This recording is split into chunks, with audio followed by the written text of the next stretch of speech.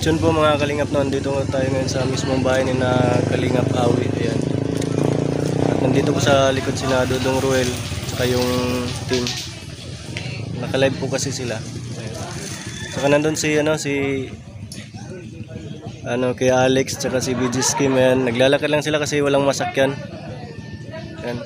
Pinasakay ko sana si BG's pero hindi kinaya ng motor.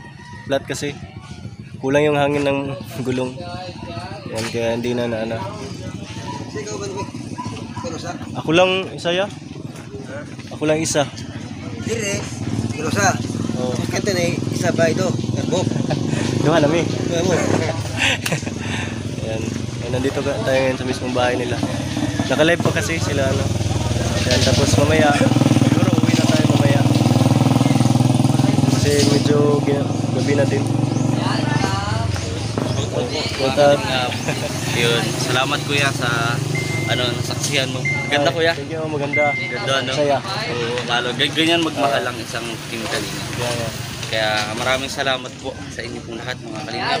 Suporta sa shoutout din po sa Team Rochelle Fanatics International. Sila po yung nag-ano po nitong rice and groceries distributor. Maraming salamat po at pa-share na rin po mga Kalingap ng vlog ni kapatid Agilang Bukid. Ayun, maraming salamat po. Tama ba? Thank you ulit. Yan, nandun na. Naglalakad na lang si Idol BG's kasi hindi nga kinaya ng gulong, na flat yung gulong ng motor natin. Kaya naglakad na lang ilang dalawa ni Kuya Alex. Si Kuya Alex Librada. May pina-flex silang channel din. Nandun sila sa loob pala naka-live.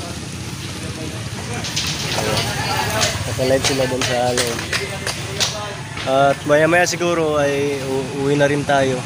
Kasi medyo malaylay pa konti yung uwian natin. Sa Santa Maria pa pala tayo uwi. Ayun.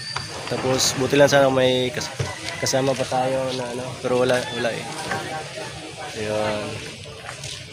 Medyo lang naka-live sa loob. Dito lang muna tayo sa labas nakapag-vlog. Yan, thank you. Ayun, maraming salamat mga Kalingap.